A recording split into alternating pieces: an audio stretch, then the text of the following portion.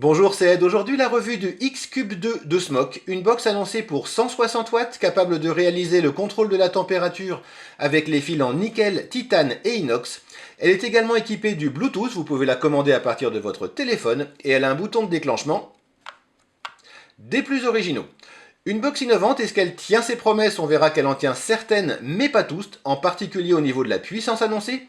J'ai reçu celle-ci de Gearbest et vous la trouverez sur gearbest.com bien sûr, avec également un coupon de réduction en bas de la description de cette vidéo. On va commencer tout de suite par le contenu de l'emballage. Dans la boîte, vous trouverez bien entendu la box ainsi que quelques accessoires,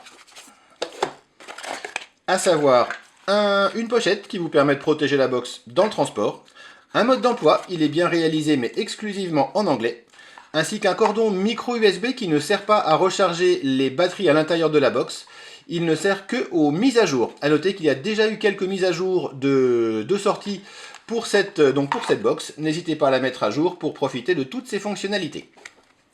Et voilà la bête. Clairement, le X-Cube 2 fait partie des grandes box du marché. Pour vous donner une comparaison, elle est nettement plus grande qu'une Evic VT qui pourtant est déjà classée dans les box pas toutes petites. Pour autant, on l'a bien en main et on remarque pour commencer son bouton de déclenchement qui est tout le long de la façade. Pour déclencher, vous pouvez appuyer en haut, en bas, au milieu, avec toute la main d'un côté ou de l'autre. L'ergonomie de ce bouton est particulière, globalement elle est plutôt agréable, assez polyvalente, avec un petit inconvénient effectivement si vous mettez la box dans la poche, elle se déclenchera assez facilement. Heureusement, il y a moyen forcément de verrouiller ce bouton. En bas de la box, vous avez les trous des vents pour les batteries, ainsi que la connexion micro USB. Encore une fois, elle ne sert que pour les mises à jour. Absolument pas moyen de recharger les batteries à l'intérieur via ce port USB. Sur le côté de la box, rien de particulier. Sur l'autre face, on a la trappe pour les batteries. Pour ouvrir, c'est très simple. Il suffit de tirer et de soulever. Ça vient tout seul. La box utilise deux batteries 18650. Un petit inconvénient de finition sur cette box, c'est qu'une fois qu'on a remis le capot, ce qui se fait très facilement, il sort un petit peu trop facilement. Il y a un moyen pour arranger cela, j'essaierai de faire une vidéo un petit peu plus tard, c'est tout simplement de mettre un petit morceau de caoutchouc juste sur les deux coins au niveau des aimants, et du coup la porte tient beaucoup mieux. En tout état de cause, c'est pas forcément très gênant à l'usage. La box tient globalement pas mal, mais elle aurait été mieux fixée, ça aurait pas été plus mal. En haut de la box, vous avez la connexion 510, elle est montée sur ressort, le ressort est suffisamment costaud pour faire très bien contact avec tous les atomiseurs. L'écran, le bouton plus, le bouton moins. On va mettre tout ça en route et commencer par insérer les batteries. Pour insérer ou changer les batteries, c'est extrêmement simple. Il suffit de mettre les deux 18650 en faisant attention simplement à la polarité. On a vu que cette box est annoncée pour 160 watts. On verra tout à l'heure qu'en fait, elle en développe beaucoup moins. Du coup, vous pouvez mettre des batteries en 20 ampères. 20 ampères donc de courant en décharge continue. Ça vous permettra d'avoir une très bonne autonomie et ça fonctionnera parfaitement. Une fois les accus en place, on va pouvoir allumer la box. Pour ça, on appuie 5 fois sur le bouton. 1, 2, 3, 4, 5, le logo s'affiche, suivi du numéro de version, ici 1.091. C'est cette version qui permet d'avoir le contrôle de la température avec les fils en inox. Les mises à jour sont vraiment utiles sur cette box, vous pouvez les faire d'internet ou avec votre téléphone, mais n'hésitez vraiment pas à les faire, elles sont utiles. L'affichage est super lisible, même en plein soleil, on peut régler son contraste dans les menus. Une fois en route, donc la box affiche le niveau des batteries, en gros caractères, la puissance ou la température selon le mode dans lequel vous vous trouvez. Un compteur de puff qu'on peut remettre à 0. La tension qui s'affiche quand on vape, ici 3,5 volts. La résistance de votre montage est énorme. C'est un mode qui est disponible que ce soit en contrôle de la température ou en mode de la puissance. On peut le régler avec les menus ou avec le raccourci touche plus et bouton.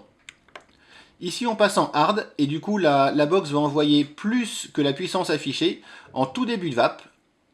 On passe ensuite à max.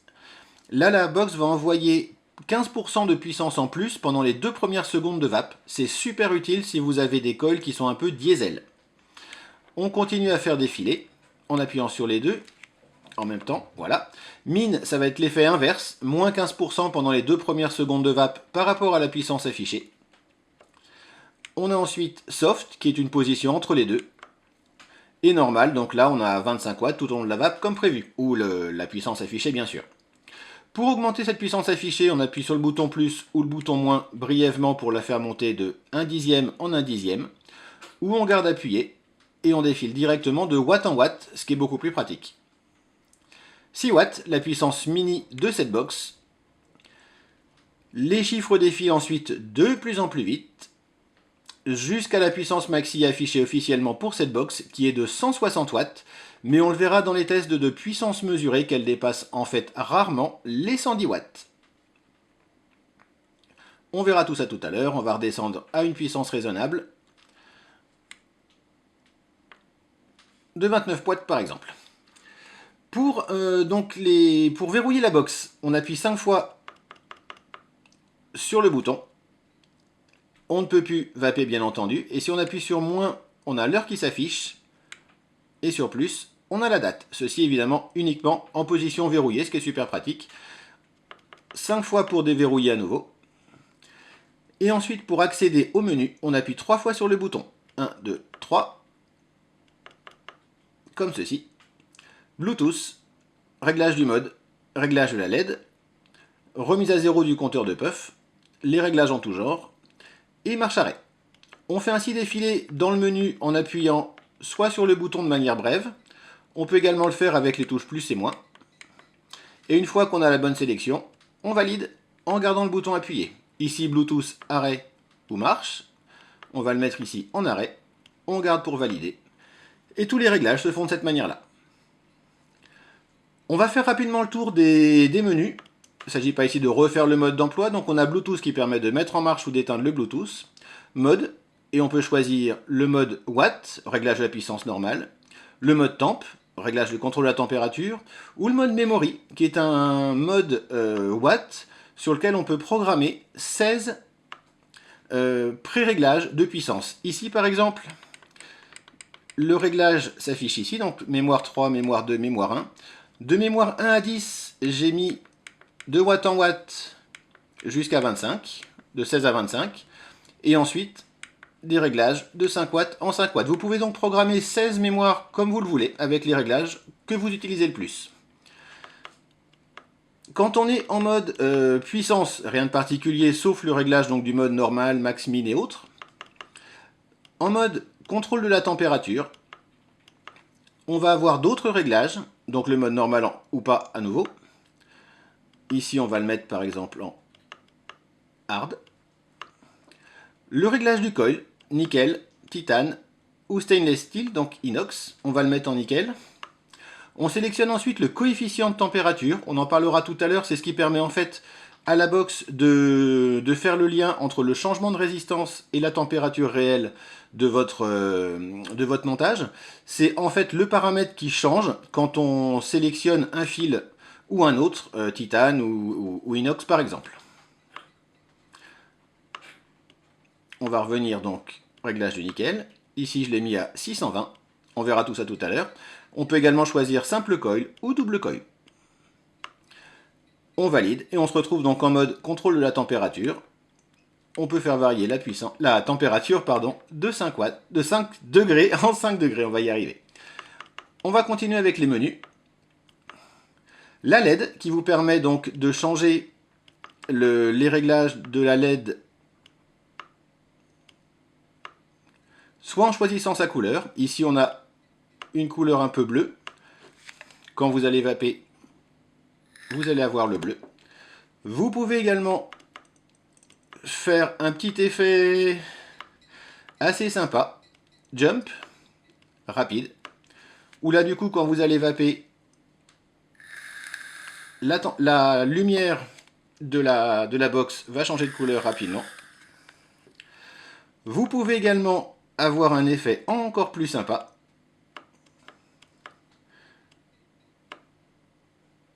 où la LED va changer de couleur progressivement.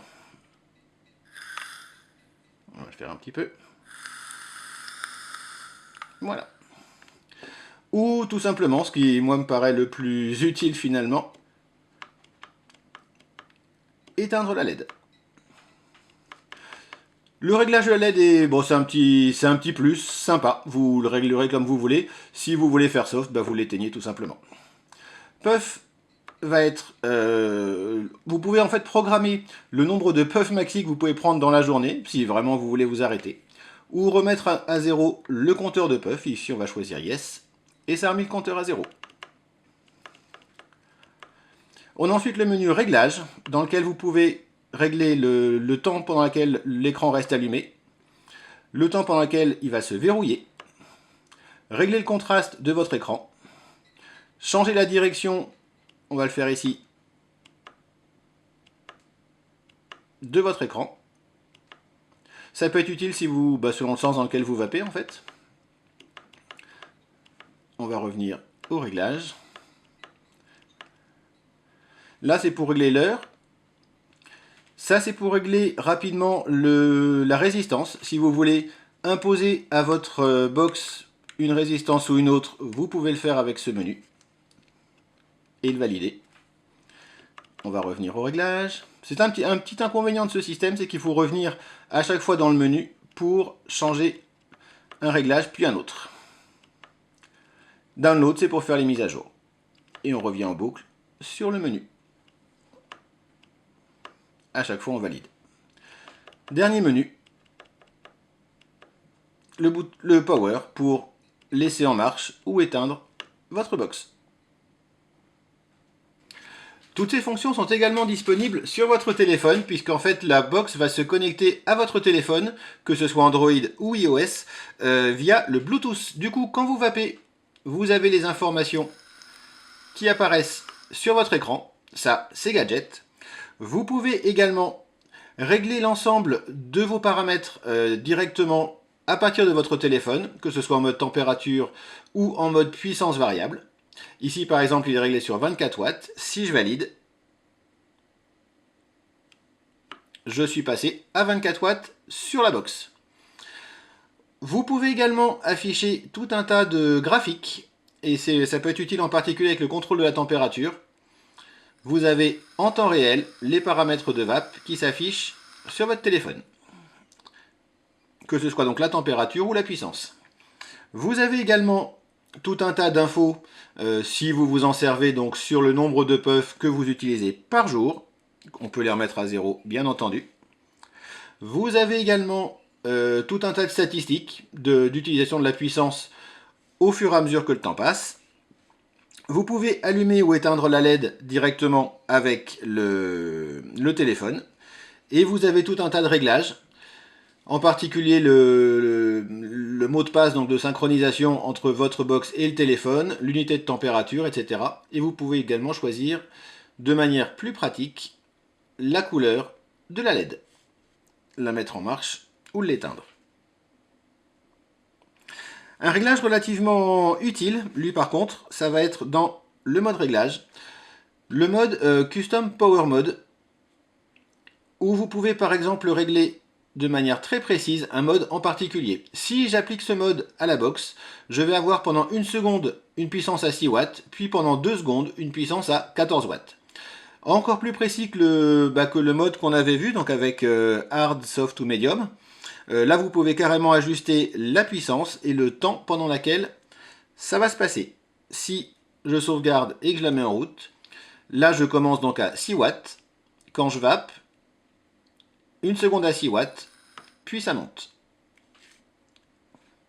Relativement pratique, même si on ne s'en sert pas tous les jours, vous pouvez toujours tout paramétrer à partir de votre box, et ça c'est relativement pratique. Un point important également, c'est à partir donc de votre téléphone que vous allez pouvoir choisir entre le mode normal, le mode NI200, Titane ou Stainless Steel.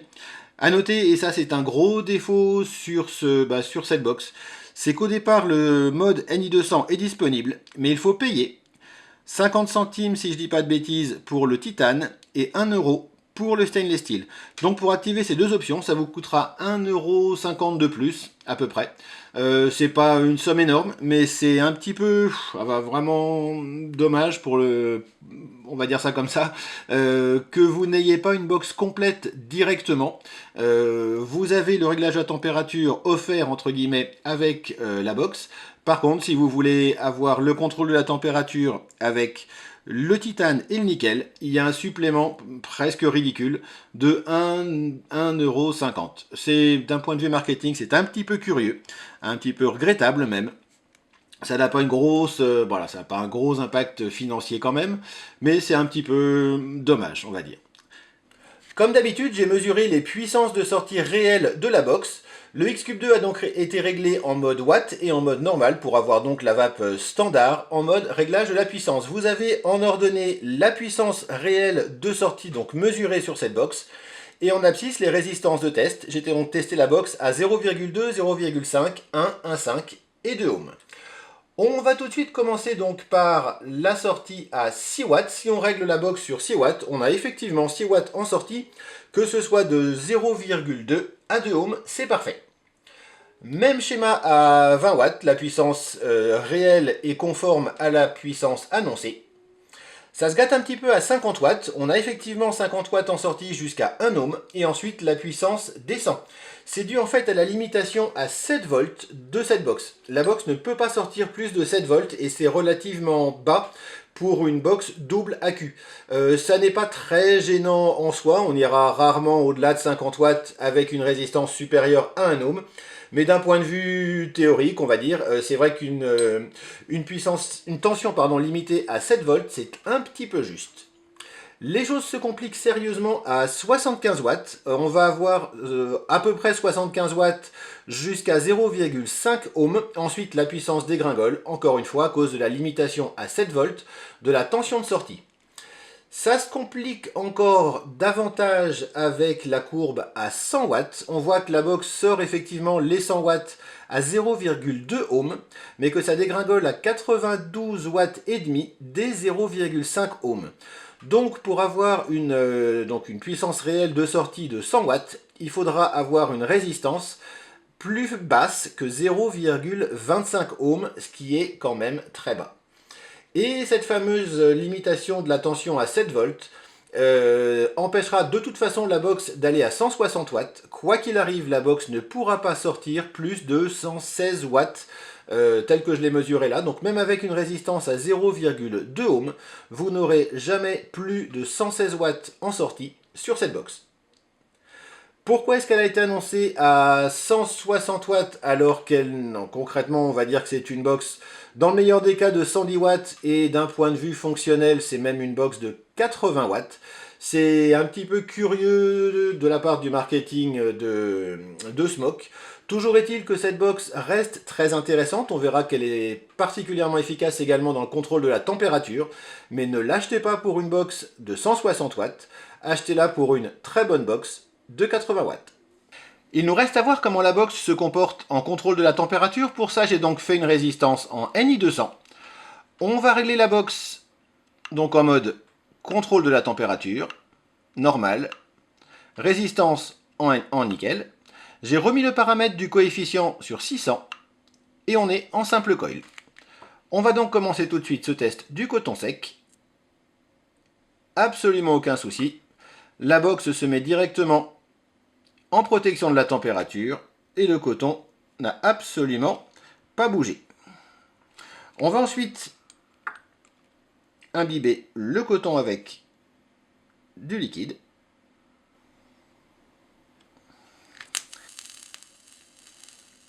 On déclenche et on voit que très rapidement la box se met en protection de la température.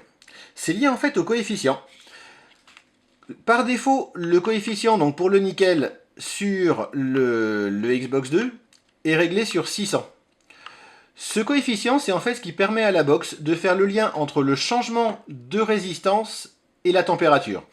Le nickel, comme tous les fils qui sont utilisés pour le contrôle de la température, augmente sa résistance avec sa température. Plus il chauffe, plus sa résistance augmente. Ça augmente dans une proportion qui est constante, mais pour chaque fil. Et en fait, le coefficient permet à la box de deviner quelle est la température du fil en fonction de la variation de sa résistance. Ce coefficient est donc différent pour les fils, que pour le nickel, par exemple, par défaut, ce coefficient est réglé sur 600. Ça permet effectivement d'avoir un excellent contrôle de la température, mais ça fait une vape beaucoup trop faible. Si vous voulez avoir une vape agréable en nickel avec le X-Cube 2, réglez ce paramètre sur 620, entre 620 et 625, comme ceci. Et du coup, vous aurez un contrôle de la température qui fonctionnera très bien au niveau de la protection, mais qui également vous fera beaucoup plus de vapeur.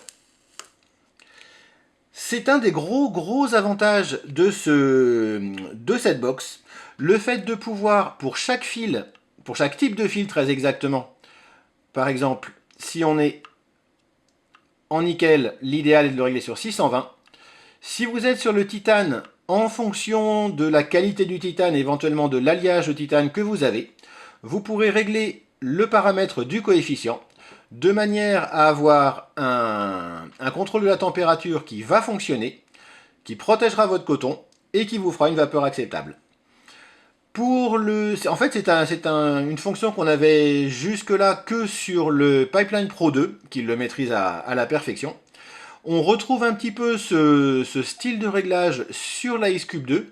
Du coup, on peut quasiment avoir le contrôle de la température avec n'importe quel fil, que ce soit du nickel, du titane, de l'inox, mais également des fils un peu particuliers comme le NIF30. Il suffira de régler le paramètre, que ce soit donc à l'écran ou avec votre téléphone, du coefficient en fonction de la valeur souhaitée, et vous pourrez avoir un contrôle de la température qui marchera très bien avec absolument tous les fils, du moins tous ceux qu'on connaît pour le moment. Et voilà, vous savez tout sur le X-Cube 2 de Smoke. Comme je vous le disais en début de cette vidéo, c'est une très bonne box qui tient certaines de ses promesses, mais pas toutes. Au chapitre des regrets, pour commencer bien entendu, la puissance réelle de sortie, qui n'est pas de 160 watts, mais plutôt de 100 watts, voire même de 80. C'est une erreur marketing de la part de Smoke. Le fait que les fils de titane et d'inox soient disponibles pour le contrôle de la température avec un supplément, même si ce supplément est minime, ça reste à mon avis maladroit de la part de Smoke également. Pour autant, ça reste une box qui a plein de qualités. Son ergonomie, pour commencer, c'est le bouton de déclenchement qui est agréable, l'écran qui est très lisible, le fait qu'elle fonctionne globalement très bien, tout simplement pour une box, on va dire, de 80 watts. Et gros avantage également, son contrôle de la température, il n'est pas forcément parfait d'origine, mais le fait que l'on puisse régler le coefficient de température permet d'avoir finalement un contrôle temp à sa mesure, adapté à ce qu'on veut, et qui peut, sous réserve d'être modifié comme il faut, être adapté à absolument n'importe quel fil du marché. Le fait également de pouvoir contrôler la box avec son téléphone, ça peut être relativement pratique même si c'est un gadget. Et au final, le fait que cette box fonctionne très bien toute seule de manière simple, elle dispose de plein d'innovations, on peut faire des tas de choses avec, mais si on veut s'en servir très simplement en mode contrôle de la puissance, tout simplement, ça reste possible. En résumé, plein d'options dont on peut se servir ou pas, mais qui globalement font de cette box, à mon sens, un très bon succès pour une box à 80 watts. Encore une fois, merci à Gearbest de m'avoir envoyé cette box pour cette revue. Vous la trouverez bien entendu sur gearbest.com. Et notez au passage qu'il y a une excellente promo en ce moment avec un atomiseur qui est offert avec. Je vous en dis pas plus, allez voir la promo, vous gagnez pas loin de 50 € dessus. Il me reste à vous souhaiter une excellente vape et à la prochaine.